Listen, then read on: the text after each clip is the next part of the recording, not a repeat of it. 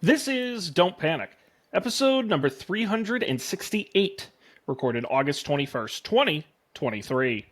Hello, everybody. Welcome to this episode of Don't Panic, the technology podcast on gadgets, the internet, and you. I'm Shaun Jennings, joined as always by two guys who are they're a great member of this whale pod. It's Colby Rabidou and Dan Miller. Good evening, gentlemen. Yo.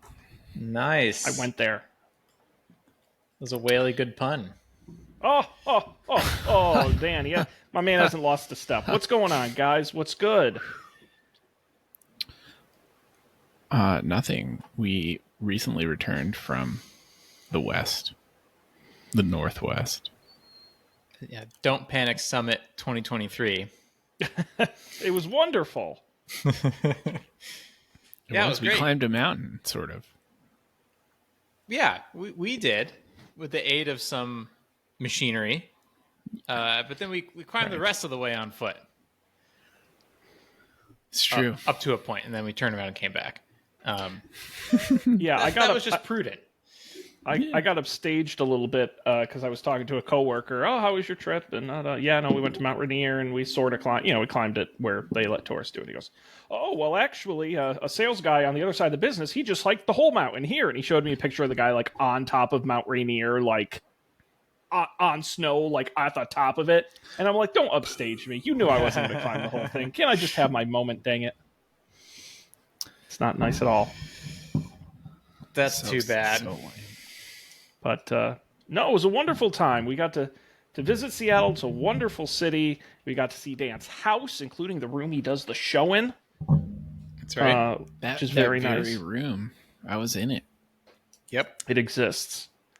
Dan There's a giant- grilled for us. that's true. Well, Lena grilled for us, but Dan helped. I did a lot of prep. I spent all was my great. I spent all my time in the kitchen. Lena was the one actually out hanging out with you all, dispensing life advice. Apparently, Absolutely, Coach of the causing Year. changes. Yeah, Yeah, she's fantastic. And we went on a high-speed whale watch adventure. Saw some whales. Yep. that was pretty cool. Circle of life stuff. And it was. Now that Colby, that you're back, is there any way your life has changed, or any takeaways, any fond memories, any regrets? What did you guys? I should ask because I left early. I left on Saturday, or I left on Sunday, I should say. Right. But Colby actually stayed through to Tuesday. What did you guys do in my absence? Well, we went to the cabin. The cabin on the lake somewhere in Washington State. Undisclosed location. Yeah. Yeah. It was hot, but thankfully there was a lake that you could swim in. Dan gave me a stand-up paddleboarding lesson. Wow. So I feel like I can do that now. I'm a stand-up paddleboarder. I could also sit down on the paddleboard and paddle.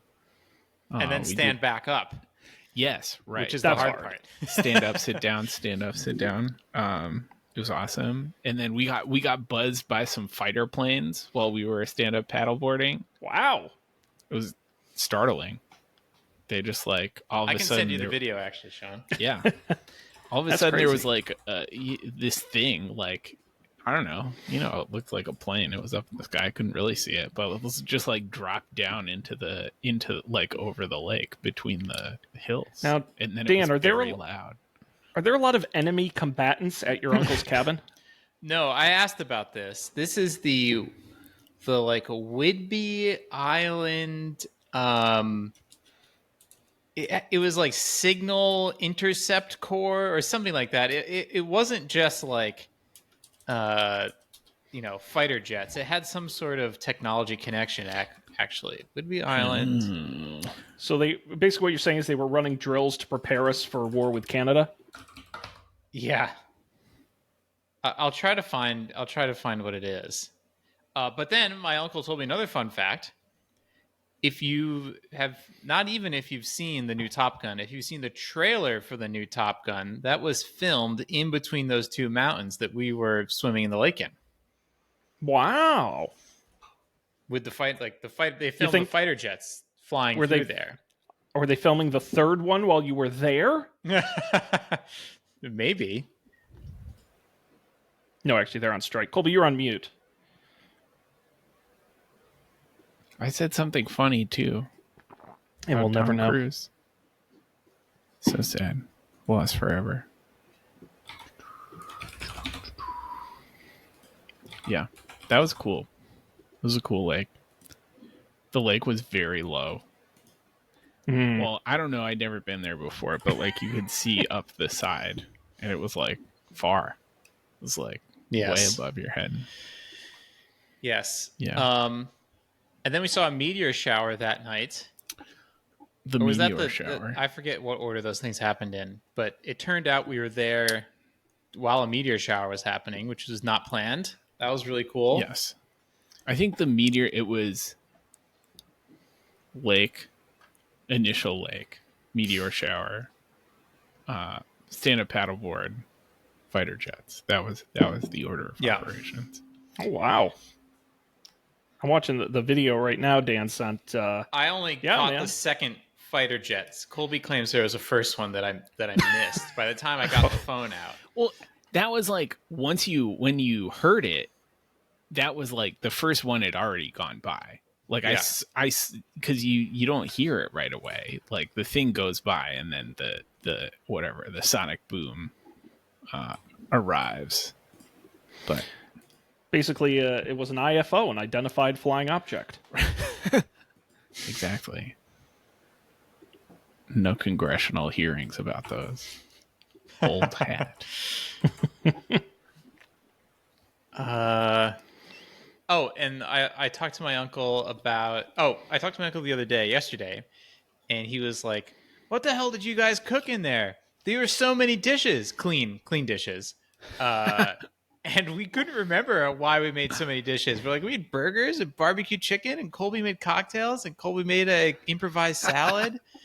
They were shocked by the number of dishes that we cleaned. And you didn't take them down to the lake and wash the dishes there? And no, running water. There is running water. And an updated solar electrical system, which I had not seen firsthand.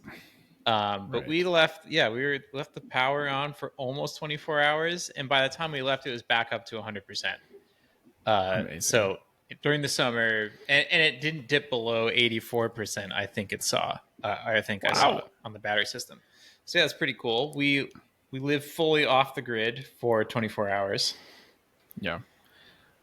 You wouldn't have known there was Wi-Fi and everything. Okay. Yes. So you off the grid in quotations. Yeah, but I don't know. I thought it was really cool to be in a house that was powered by the sun and batteries. That reminds me, Colby.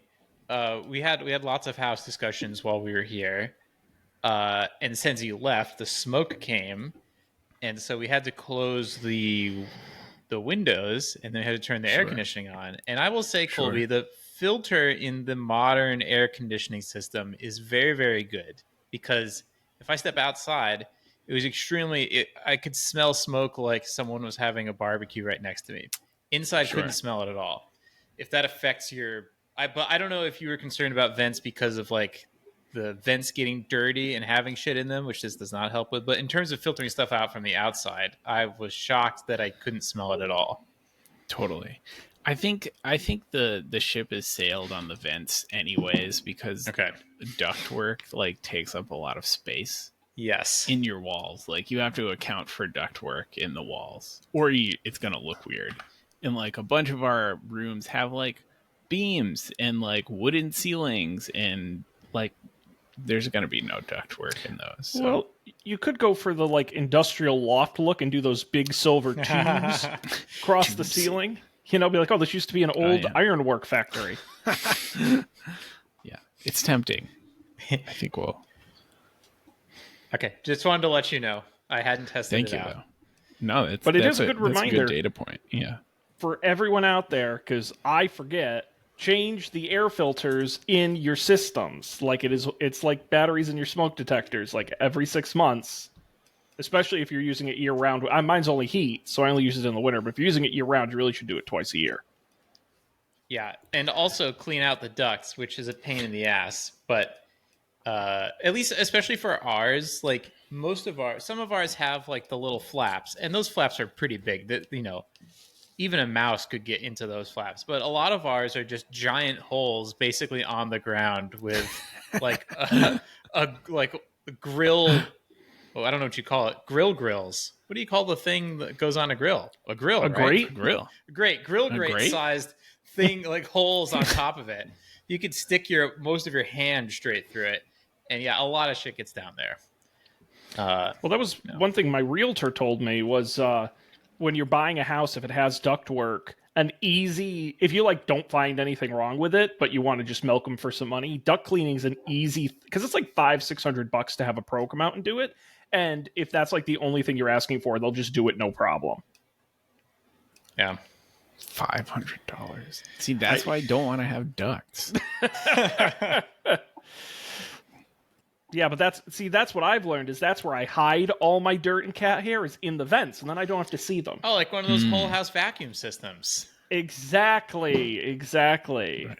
And then it blows. Reverse the heat pump, and then it blows it outside. Just sucks it all. It's like it's just a whole house suction. It's great. Fortunately, that's how I lost my last cat. Took it, shot it right outside. But wow. Yeah, those giant fans. Yeah. Whole house fans are fun. I don't know if you've ever lived in a place with a whole house fan. Are you familiar with a whole house fan? No. It's basically they just put a giant ass fan in your. I'll see if I can find a picture and post it. But it's a giant fan in like the ceiling of like a hallway or somewhere in your house, and basically you open all the windows in the whole house. You turn on this massive fan, and it creates like a reverse suction where it sucks all the cooler in from outside. Use it like at night, and it sucks in all the cooler out, air in, and blows the hot air out of your house. Nice. They're not super common anymore, but my childhood house had one growing up, and you can still buy them. Are these in like the attic? Yes, they blow into the attic. Okay, I think I have seen that. A thing I learned just today. So we had never turned the air conditioning on until the day after you left, Shaun, I think. Oh, wow. Or a couple days after you left. And, you turn it on, and I stepped outside, and the heat pump is blowing hot air out, which is what I expect. But a thing that I didn't fully understand is that at least when it's trying to cool things down, when it reaches a little bit of an equilibrium, it typically doesn't stop. The air is blowing ever so faintly, which is kind of cool. But then today, I stepped outside once the smoke had somewhat cleared, and I was like, I wonder what the heat pump feels like now that it's not 95 degrees in the house and trying to get to 78. It's at like 74, but the thing is still running, and the fans weren't moving at all. Mm-hmm. And so all it's doing is circulating the air throughout the house, which I did not. It makes total sense. I did not know that was a possibility. So it's not pulling in any air from the outside. Yeah, you really notice it, Colby. If you go in the direction of mini splits at some point, you really notice it with a mini split because it's essentially a much more condensed version of what you have on your house. And you'll note when my mother first got hers, we'd never had a mini split before. And you'll notice like weird times it'll blow air, like it's air conditioning, but a little hot air will come out, or it kind of, you're right, it kind of cycles through. It's pretty interesting. Yeah. Nice. And that's part of what makes it so energy efficient is unlike, the air conditioners in your windows, it has a lot, kind of like the fan, Colby, our favorite Vornado fan with the analog dial. It can go anywhere in between. So it can be like, I'm just going to like blow a little bit of air. Right. I actually think I'm sorry, I have my Vornado fan right there for you. Oh, classic. Nice. In my junky office. The newfangled window air conditioners do that too. Mm-hmm. They have like the inverter thing, so they can ramp up and ramp down. It's not just like on or off. Yeah, the one I had, it like clicked and then like and it clicked on and then it clicked off. But it was very obvious. The new ones are probably better. We tried to we've been planning for years. No, maybe not years. At least 1 year. Because when we moved in here, we realized we had air conditioning. Also, we don't have any windows that both open and can accommodate a window air conditioner unit. But we have one, so we're like, we need to get rid of it. It's like, let's wait until the first hot week of the year. Hell and yeah. then put it on crazy. Nothing. No bites. Wow. It's wild. Now, did you move with it or did you buy it there? We moved with it. Okay, see, that's I wonder if they what do even they charge to move it? Like $5 or something, if less. And we could. I'm just curious if they even sell a lot of window units up there. I think like they new do ones. because most houses don't have air conditioning. Mm. So I mean, it's probably like mattresses. I imagine people move with them, but people are crazy. When I moved into my place in Brooklyn, someone just left their air conditioner there. I just inherited one. And then I left it. I paid it forward and left it there in turn. Who knows what happened to it? Well, I have an exercise bike I've had for 3 years, used it once. So it's basically brand new. I'm desperate to get rid of it. But every year I run into the same thing where it's all about timing, where I remember to get rid of it in like February or March when nobody's buying exercise bike because the weather's getting nice. So this year, like October. No, January for New Year's. It's too late, though, because people get them as Christmas gifts. I tried that. I tried that. You got to do it just as winter's. It's getting cold. People are getting inside. And people get them for gifts. So that's what I'm hoping for. If anyone wants an exercise bike, I'll give you a good deal. Because it's brand new. And Panic.io/Sean's bike. It's our auction site. Maybe that's the future of the podcast. Just they're very bespoke. Just us selling crap. Us selling our shit from the basement. Yeah. I mean, listen, Dan, I know you got a yoga room. I think an exercise bike would go great in there. I think, Colby, you have 2 rooms. I think an exercise bike would go great in there. It could fit right there. Yeah, I mean, it's compact and quotes. What you need, Colby, is have you seen the wall-mounted bike storage mechanisms for apartments? Mm-hmm. Just one of those, and you can just deploy the exercise bike down next to your normal bike. Now, I think the technology does exist where like it's like this bracket thing that you mount your actual bike onto, and it just goes under the back wheel. Yeah, and you can like pedal on your actual bike, but in your house for exercise, presumably. I don't know why people do that. Could happen. If it was like a combo that and also wall mount for a bike. Well, I got to imagine if you're the guy who buys like a $2,000 bike because you're a lunatic, you kind of want to get more use out of it than like you're like in the winter. I better be using this $2,000 bike. I'll get the rig. But Colby, you know, a lot of guys now, they've got it at their desk. They pedal while they're working. Yeah. Just get rid of your office chair. You can take my indoor bike. And you can bike while you're coding or whatever it is you do. Bike desk. Sure. And it could reduce your electricity bill, too. And you can write the charge off as a business expense. I'll even give you a receipt. Awesome. Well, I think we've made a deal. We'll have to measure it first, but... I don't even think it fit in my car. Never mind getting it to your place. I told... I had a coworker who was thinking about buying it off me, and I'm like, you need to rent like a pickup truck or a small U-Haul. Like it's fully assembled. It's not going to fit in your sedan. It could be disassembled, probably. No, actually, because I thought about that, and all the screws are hidden beneath panels that are screwed on with other screws that are then hidden over. It would be very difficult to take apart. Wow. Not designed to be moved, which is funny because no one ever keeps exercise equipment. So right, you think they'd know better? Is this the Peloton or is this something else? Oh no, Dan, no. I don't have Peloton money, but it's a recumbent, so it's not like a little seat. It's like a chair that kind of sits back, so it's very very relaxing. I like the sound of that. I've never seen a recumbent exercise bike. Oh wow! Yeah, sounds like it would go good with your Apple Vision Pro. Like you lean back and The wonderful vistas. You could be on the bottom of the ocean and pedaling, or in outer space. It's climbing up Mount Rainier. Nice. Someday.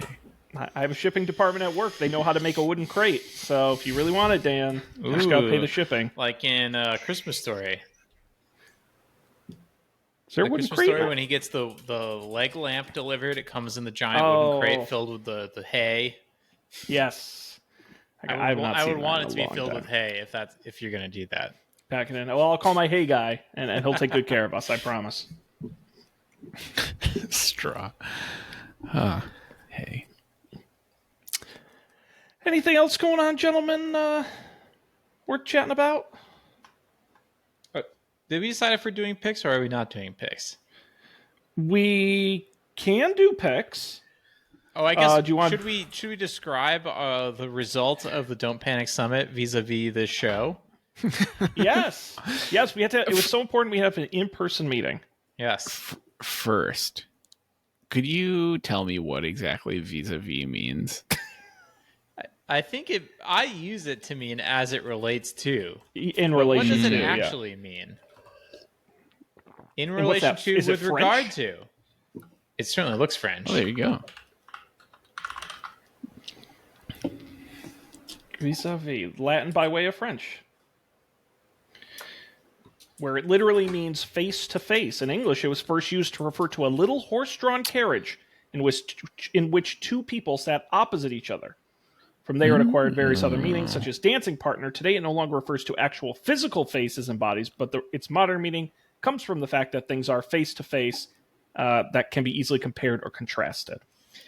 So yeah, we're here to tell you that Dope Panic is pivoting to a linguistics podcast where we explore the etymology of various words.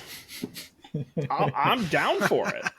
The first known use of vis-a-vis was 1755.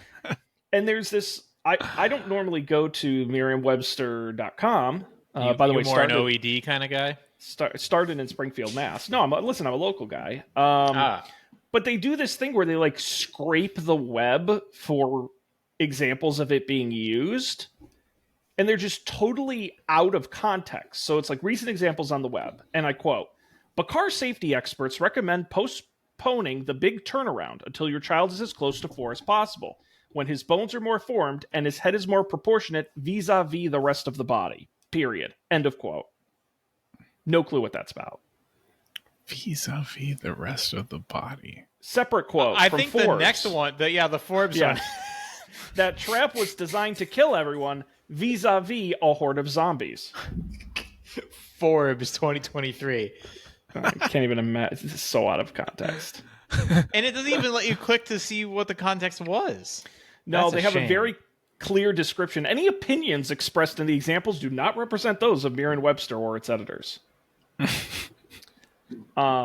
Yes, Dan, we had our vis-a-vis meeting in the Pacific Northwest, and we debated what to do about the show. Because let's be honest, guys, we've now done approaching 400 episodes every week talking about the latest in tech news. The problem is tech news has gotten to be a boring bummer. Companies don't release things like they used to.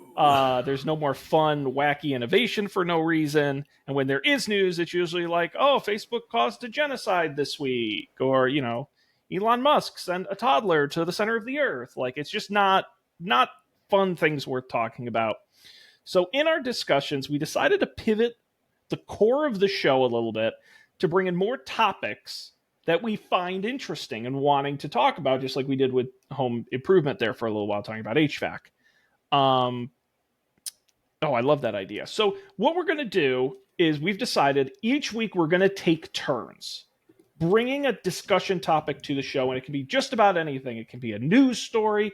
It can be a brainstorming idea session. It could be watching a movie or reading a book. It could be about opinions. It could be literally anything, and each of us take turns bringing creative ideas to the show, guys. Did I explain that properly? I think so. And I volunteered to go first. I had an actual different idea I will let you in on my process here. My original idea was I was going to go and, do you know the Dear Abby advice column? Mm-hmm. I was going to look for technology related Dear Abby questions and see what our answers to them would be. However, I was shocked to learn there's no searchable database of Dear Abby questions. The other thing I learned is that more recent Dear Abby questions are all massive bummers.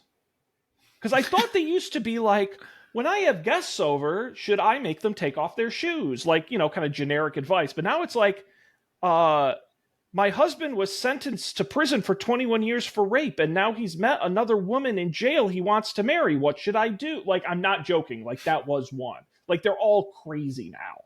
Wow. So that idea didn't pan out. Is it more or less of a bummer than tech news? Actually, honestly, I should have given you that question and had you guys come up with an answer for it. So, because it's become a little more-y, a little bit daytime talk show.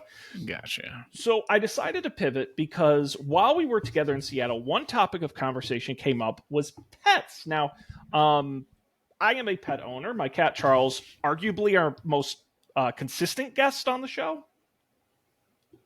Fair to say? Most prolific for sure. I think we've never had a guest on more than once, except for Charles. Most appearances on the program. Yeah. And that's fantastic. But we talked about you two guys potentially getting a pet. You're currently not pet owners, thinking about it, on the fence a little bit, maybe considering it. And I thought, if the Don't Panic guys are going to be pet owners, there's pet technology out there that's really on the cutting edge. Pet tech. And there was, in tech specifically, and there was one particular item that inspired me to do this topic. So if it's all right, you guys, I'm going to share the screen and we're going to talk through some of the latest in pet technology. Are you ready? Yes. And then I have a request about pet technology. Okay. Let me throw my screen up. If you're watching the video version, you will see it. Real quick, it is the Whidbey Island Electronic Attack Squadron. Oh my! Electric attack? I don't know what that means. But actually, each squadron has a Wikipedia link, so maybe this will tell me more. Oh my god! I don't know, but it started during Vietnam. Electronic attack. What is electronic about it? I don't know. Well, while you're looking that up, Dan, one other thing I'll let you guys know is almost all of the products we're going to talk about tonight are on Kickstarter or Indiegogo, because that's where the real insane technology is. Nice. And I actually got this particular one from one of my favorite podcasts, Your Kickstarter Sucks, which I do recommend. Guys, this is Dogsplay, the interactive TV with unlimited pet media, with Dogsflix entertainment, two-way video calls, reviewed by paw parents. I'm going to play the video here so you get an idea of what we're... and you should be able to hear it. Dang it, let me refresh here. Humans and dogs share a bond like no other. While they play a big part in our lives, sadly, time passes a lot quicker for them.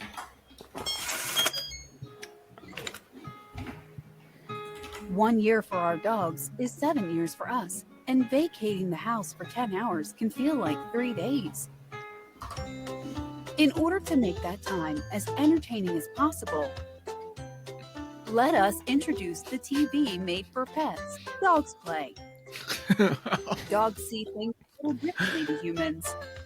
They're unable to distinguish details in moving objects, see the colors red or green, or identify things from a great distance. Our exclusive dog filter technology corrects low-resolution images and stabilizes frame rates, optimizing the viewing experience for your dog. Do you see the difference? Just like night and day, for them, it makes all the difference in the world. Dogsflix is the exclusive cinematic platform from Dogsplay that provides a new paradigm of play. Pick what they watch from a variety of genres: relax and chill, adventures, eating shows, and cartoons. But it doesn't stop there. The Dogsplay app allows you to check in on them anytime, anywhere. Ensure their safety and happiness. Put on their favorite shows and communicate directly via a two-way video call. All right, I'll stop it there. Guys, it's Dogsplay. $15,000 raised of the $5,000 goal. Wow. Now, here's the question. My first question, is it dogs space play or like Dogsplay, like a display? Or like Dogsplay, like what they're going to do when they're addicted. That's a thing too. Well, maybe it's all dog of the above. flick, dog music, dog photo, Dogsplay makes sense. Yeah. What's the interesting? Dogflix and Netflix. So I think they talk about it here. I'm going to scroll down because it's the exclusive content provider. They have sample content. So there's a video of puppies swimming happily that you can watch. Mm-hmm. Is this your pet? There's Those look small happy. fish in the fish tank. Oh, that'd be better for cat tube. And Dan, would you be happy to know that Dogflix is a subscription service to which you can pay $9 to $10 a month with unlimited access to new releases of videos for your dogs. But my question is, can you also use this to watch Netflix? Is that why they include Netflix on the banner image? Like it doubles as a human TV as well? YouTube as well. Well, but it does have the special dog filter on it because the dog sees in different colors, different frame rates, and so they claim their exclusive technology. When a dog looks at your TV, it just sees a blurry mess, but when it looks at Dogsplay, it'll see a perfect image designed for your dog. Right. Okay. Now, do you think that's true, or is that total BS? I mean, it is known that dogs are certain kinds of... here, they have a side-by-side comparison. I mean, it is known that dogs are colorblind. I don't know about the frame rate thing. Are you saying that a dog would be a better like competitive video game player than a human because they see at higher frame rates? If they had thumbs, Dan, I think they would just destroy you, unfortunately. You just need one of those adaptive controllers that looks like a DJ turntable. I think we know what Dan's going to be training his future dog to do.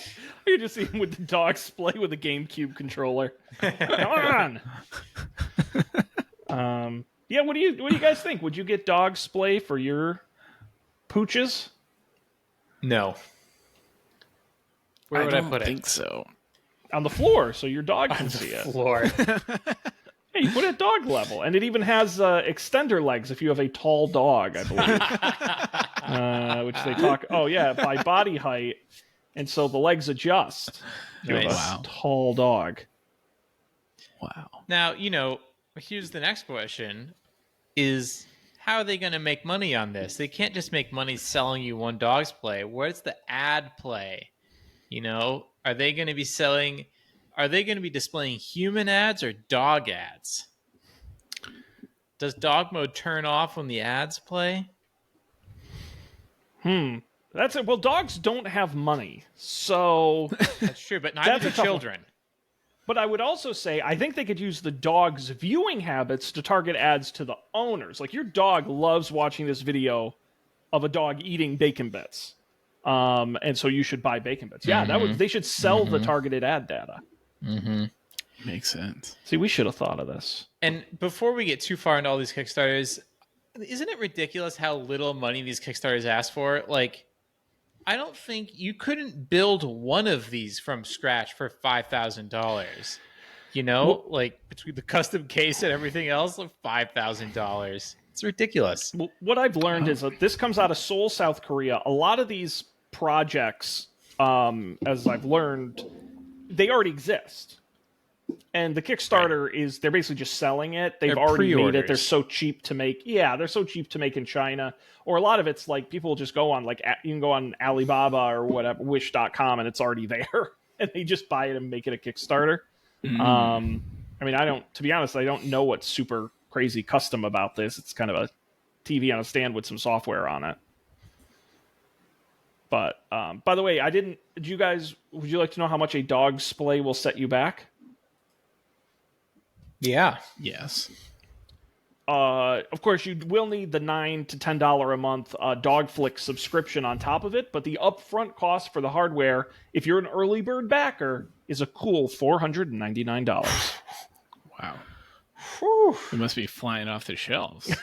Well, listen, they tripled their goal, and they still have 22 days to go. It's an active project, so you guys can still pick one up. Dogsplay. How do we rate Dogsplay? Is it man's best friend or dog's worst enemy? I don't know. I feel like I need to see a dog in. Most of the dogs I know couldn't care less about the TV. But maybe it's because they weren't, the TV doesn't have this proprietary Dogsplay technology that corrects the picture for their vision. See, this is how I think you scoop them, is you make a $20 dongle that plugs into your TV and just makes all your TV content dog-friendly. Would that be like a doggle? Boom! Someone called Kickstarter. This guy's got it. He's got it. All right. That's Dogsplay. Let's move on to the next one here. These are in no particular order. This next one is on Indiegogo. Let me share my screen. Now, how do you guys feel you are emotionally with pets? Do you connect to pets' emotions? I'd like to think so. But well, this would certainly help. My only experience is with cats, and I can't be sure. Well, this is Inupathy, the world's first dog's mental visualizer. Let's play this video. Inupathy has two meanings: insight and empathy. By visualizing your dog's emotions, Inupathy gives dog parents insight about how their dog is reacting to the world. Inupathy has a special sensor that can sense heartbeat over thick fur. The algorithm analyzes heart rate and heart rate variation and estimates the dog's emotional state. This allows owners to understand their dog better and have a stronger bond with them. A little excited? Red light. Relaxed? Blue light. Concentrating? White light. Happy? Rainbow light. And I know you're wondering, does it have an app? Smartphone, accumulating heart rate data which helps owners keep their dog's condition in check. All right, I'll stop it there. It's basically, and this is an old campaign. This failed. It raised $12,000 of its $30,000 goal. Although Indiegogo allows flexible goals, which means, unlike Kickstarter, if you don't make the goal, you still get to keep the money, which is very nice. Wow. But basically, it is a backpack sort of harness your dog wears with a light on the back that changes colors based on your dog's mental state. I don't know. What do you guys think of Inupathy? My favorite part of the video is when it said "exited" on the video instead of "excited." Oh yeah, these videos are very not well made. Amazing. I mean, do you think you'd have trouble figuring out your pet's mental or emotional state? Yeah, I mean, Any nap for that? I never found dogs to be super complicated. Yeah. I don't know. Go ahead. Dave. Having only read about owning a dog, the hard part seems to not be, your dog's reaction to things, but not realizing when you're not realizing that you're modeling behavior and the dog is actually watching you. That would be a cool app. Like it's like ding, like your dog's watching you, like you think you're being slick by, hiding the food over here, but this is an observed behavior or something like that. I don't know. But yeah, it'd be, you have to take dogs for walks at night. So that's another thing I was thinking about. Typically, unless you live in Alaska or something, and even then, the rest of the year you take your dog for a walk at night most of the year. Wouldn't this be so bright? Now, heart rate in an app, that I can get behind. I think that's cool. I could do without the lights, though. Mm-hmm. I love a graph. Data on your dog. Yeah. No GPS, Let's call though. it It seems Data like dog. Oh, you gotta make the one app that APIs in all the data from all your stupid dog shit. This is a programmer joke, Shaun, because there's a company called Datadog that does this for like servers and stuff. Well, it's perfect. You guys are on the right path. Yeah, definitely a silly one. Obviously, doesn't exist, so you can't buy it. But Inupathy. I want to pivot over to this next one. May be my favorite. I don't know. Dogsplay was great, but I like this one a lot. Guys, when you have a pet, you have to keep them clean, especially if they have a lot of hair. Right? You have to bathe them. But what's the hardest part about bathing a dog? I don't know. Getting them dry. Or so Indiegogo would have you think with this project. Guys, I'd like to introduce you to the Pet Kit Air Salon Max. Let's take a look. I'm Lucas. In my home, everything from the sofa to the smallest decoration. Even the fragrance of flowers needs my approval to be here. Everything has to be perfect. Lucas, shower time. Have a bath?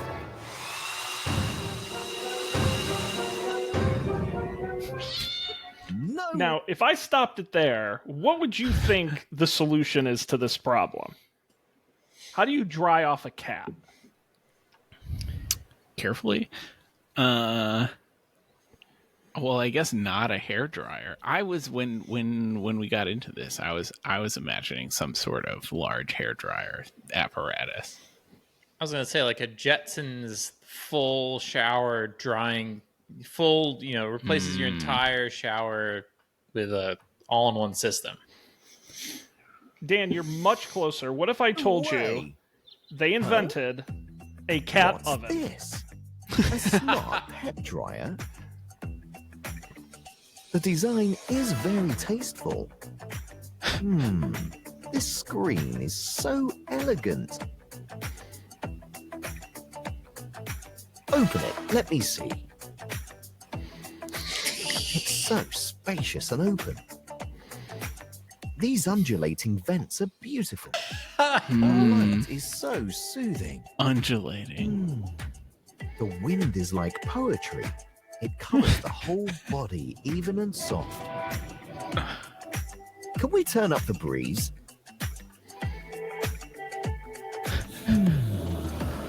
It would be lovely to have some fun.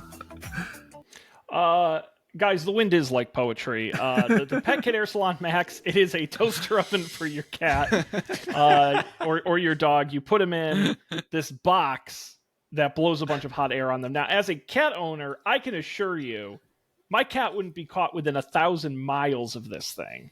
And I was very impressed by their promise that it would work. Cats hate going into a small enclosed space. Yes. In my experience. Yes. Add heat and wind and motor sounds. Perfect. Now, it also says it's enough to dry 2 pets at once, which is even more impressive. Ooh, I'll be 2 honest. cats. I would be surprised if it could even keep 2 cats inside of it at once, just physically. They wouldn't just break out. Yeah. Yeah. Now, Look, they have the pictures. Now, Wow. I'm ashamed to see that this company or group of people is based in Seattle, but I also couldn't help but notice that they have 2 products. Now, Shaun, do you know what the second one is? I don't, but now I'm dying to know. I was on their website. It looks like they actually make a couple of products. They have a smart feeder. They have what I don't know what this is. A Puramax multi. Oh, it's an automated litter box. So they do have a bunch of pet technology. They're not a I'll give them that. They're not a fly by night company. They definitely exist. But Wow. Yeah. Whoa, what was that? Just puff of whatever. I don't even know what they're trying to. It's not a locking box with a heater. It is a private salon space. I guess they're showing the air circulation. I see. Extra exhaust vents. They also have. They're very clear about the 8 precise safety protection components, so you don't fry your pet. Yeah. They're very upfront with that. Now, did this project get funded? Colby, you're going to be very impressed to hear they raised a whopping $141,000 across 445 backers. Wow. And in I like to go to the comments because it's a bunch of people saying I didn't get it and you stole my money. But this is from many. This is from 6 months ago. So it looks like they shipped some to some people. This thing will run you $600 US. Nice. So, well, I mean, if you get this and the Dogsplay, you can put the Dogsplay right in front of your cat blower. And where's the collab? They need the collab. Right. If you've ever owned a cat, I can't imagine ever thinking that this would work. Listen, I own a dog that would fit in this thing, and I'm telling you, the dog wouldn't handle it well. It just how they got these cats. These must be professional actor cats, because I think real cats are not. Now, to segue real quick into the question I have about pet technology, you may have seen them while you're here. There's lots of posters up on telephone poles for missing cats. Yeah. And not so much missing dogs. Sometimes missing birds. What is the technology that one uses to not lose your pet? It seems like it should exist, but it does. Yeah. It also seems like nobody has it. I will say, so I did look for the stupidest things I could find, but I also found a lot of not stupid pet technology. And the GPS-enabled collar is bigger and more affordable than it's ever been. There's a million of them that use either a combination of Bluetooth, Wi-Fi, GPS, whatever. There are plenty of them out there. I don't know if people just aren't aware, or the thing about a collar is it can always fall off. You want to have the chip as well, obviously, and with the up-to-date information of where you actually live. I know that's a big problem is people get the chips and they don't update their contact information when they move or whatever. But no, there's a ton of GPS collars out there. Nice. There is a Wirecutter article on it, so I will read it. Yeah, I mean, hell, you could throw an AirTag on there. There are. The reason I ask is because I do remember reading an article about that, and that does not work because it just doesn't. Pets move very quickly, and so it doesn't update fast enough. Was what I had read. Yeah, I think one of the other major issues too is it's indoor pets getting out, and in the house they don't wear collars, especially ones without GPS on it. If my cat doesn't wear a collar because he never goes outside, but if he escaped. I think that's really your tough part. Sure. The escape. Okay. That was the Pet Kit Air Salon. I think we have time for one more stupid pet gadget. And I'll let you guys pick just based on the name. Okay? We have Moxie, the first smartphone for dogs. We have Taleo, smart health monitor for cats, or Pet Paint, colored hairspray for your dog. God, tough choice. I'm actually most interested in Taleo, but I'm morbidly most interested in Pet Paint. we can find time for both. Actually, Pet Paint was on Shark Tank many years ago. And they are still in business. Pet Paint, colored hairspray for your dog. Let's see. They have some pictures here on the site. That is a nice website. Look at that. Oh, yeah. It's rough. But it's exactly that. It is colored hairspray, so you can paint your dog. They have here one that's a football jersey on the dog. They got a camo dog. And you can get pet paints. It's veterinarian tested and approved. Safe on pets. You can get them in all sorts of colors. And in addition... they offer, and they have it with glitter as well, and then they have easy-to-use stencils. So maybe for 4th of July, You want to fireworks painted on your dog or an American flag. The Liberty Bell. And then they have kits. So I think what they're kind of intending is for you to start a business where you buy the sprays and then people would pay you, I guess, to paint their dog. Sure. Here's the love kit. And so in this one, for $29.95, you get 1 can of pink, 1 can of purple, 1 can of blue, a professional heart stencil, and a stencil shield. Check that out. Would you guys spray paint your dog? I've never owned a dog, but I have a hard enough time drawing something that looks nice on a piece of paper. I can't imagine doing this on a moving target. Oh my God, the lion But dog. stencils, though. Yeah, some of these are really hardcore. It's pretty intense. Got the little butt mustache. I mean, I gotta be honest. We've looked at a lot of stupid stuff this evening. I don't think this is that stupid. Now, what makes it different from spray paint? It's whatever the material is. They say on here, it's washable. It's water based. Got it. Somewhere in here, it's got to say what's actually in it and why it's not going to poison my dog. Maybe details? No, it just says part number. Yeah, it's hair dye essentially. Spray on hair dye. It's the same stuff you'd put in your own hair. You certainly wouldn't put paint in your hair. Ooh, what are doggy dazzle diamonds? I'm very excited to find out. They're little diamonds you can stick. Let's see if they have any pictures. If I click on it, of what it looks like. No, of course not.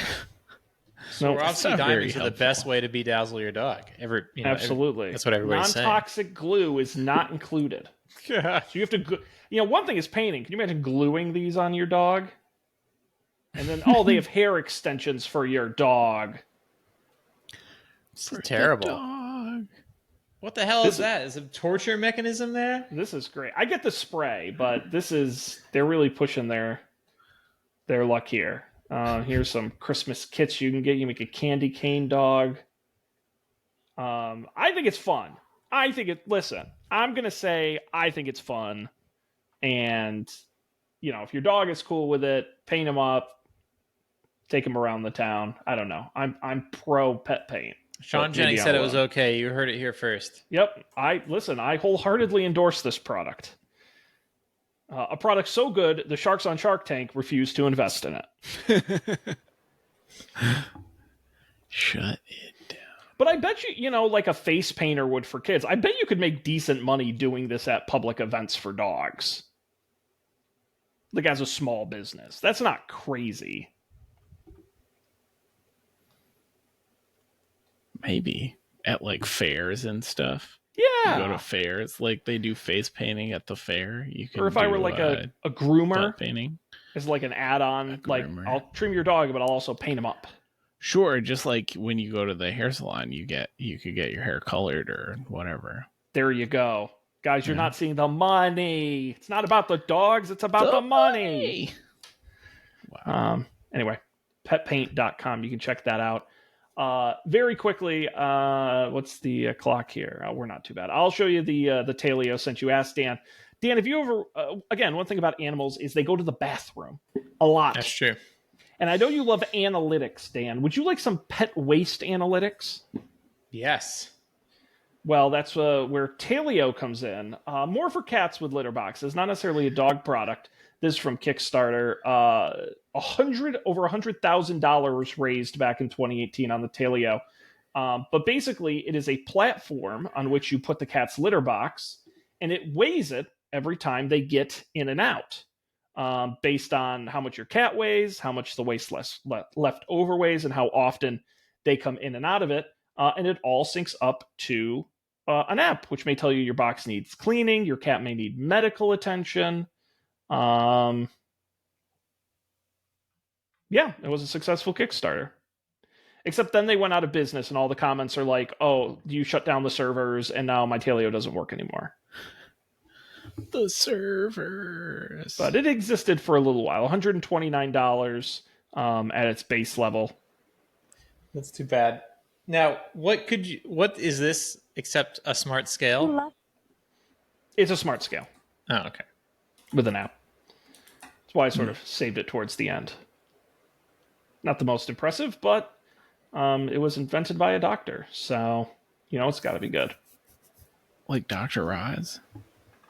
Yeah, exactly. The Dr. Oz of cat waste. I mean, listen, I'm a tech guy and I'm a cat owner, and even I would not go this far. A little too much for me. So, anyhow, guys, I hope you learned a lot. I did. I hope you learned what not to do. There was one I was trying to find and I couldn't locate it, but I've seen it before, and it is litter for dogs.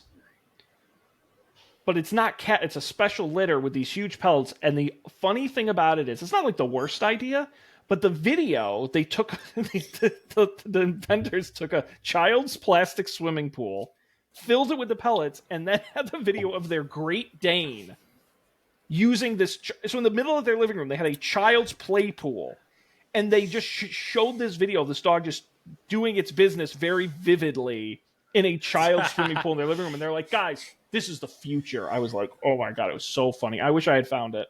Now, again, I've never owned a dog. I assume there is a reason why you have to take your dog out for a walk to use the bathroom, but I don't actually know what that reason is. You don't have. There are dogs that are indoor trained. You don't have to. My mother's dog is indoor and outdoor trained, and so in the winter he doesn't like to go out. So he'll do his business inside in his little area. Interesting. I mean, I see the pros and cons of both approaches. Okay.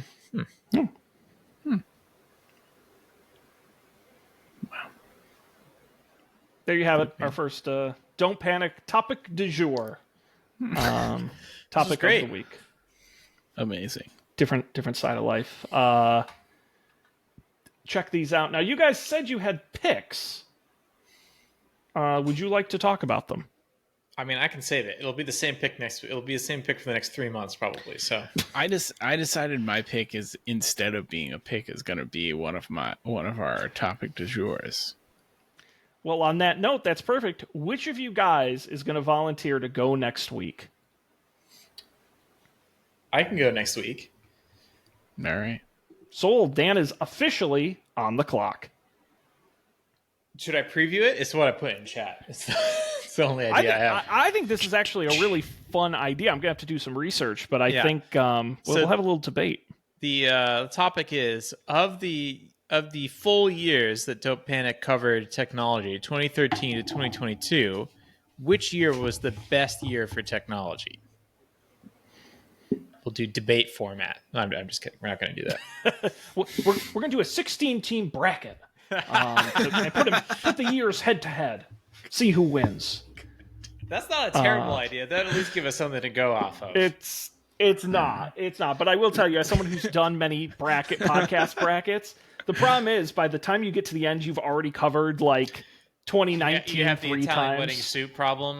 Yeah, they've never worked out ever. So maybe we'll break the streak. Who knows? But that'll be a lot of fun. So people should definitely check that out next week. Before I get to our plugs, I do want to quickly plug over it Up for Debate. We're doing our Cherry Coke Summer, the films of Harrison Ford. A new episode coming out this. Yeah, Dan's like trying to figure out in his head why it's called that. Yes. Did I miss something? You missed the American Graffiti episode, Dan, where we talked about... Have you ever seen the film American Graffiti? No, but I know that George Lucas directed it. He did. He did direct it. Harrison Ford had a very minor part in it, which is why I don't know why we watched it. But it's a great movie. But one of the things we talked about, it's got an interesting history. But the studio hated the name American Graffiti, so they pitched a list of 100 alternate name titles to George Lucas, who thought they were all terrible. And there were a lot of very weird ones on there. But one of them was Cherry Coke Summer, which has nothing to do with the movie and would have made no sense. And Matt thought it was funny. So now it's our Cherry Coke Summer. Did someone from the future travel back with the Chat GPT and just ask it to generate a bunch of movie titles? There were some weird... I recommend people listen to the episode. There were some real wackadoos. Studio executive... Well, what was it? There's the famous... another tangentially related to George Lucas, but Back to the Future, the studio hated the name Back to the Future. They want to call it Earthmen from Mars or something like that. It was like the worst title. And this is a 100% true story. So Robert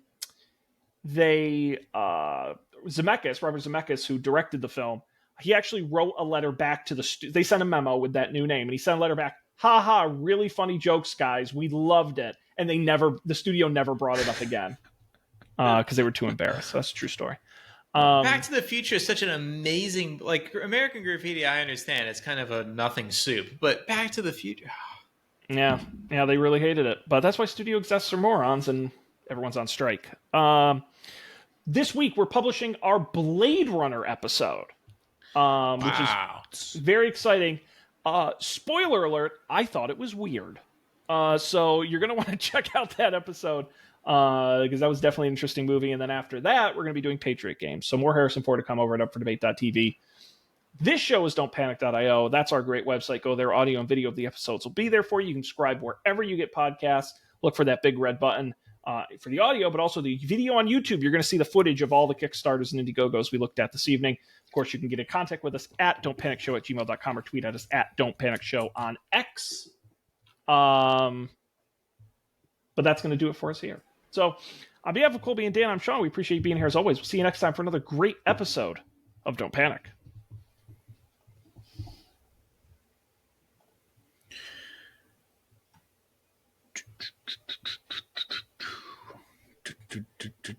It just says stopping, but it hasn't stopped.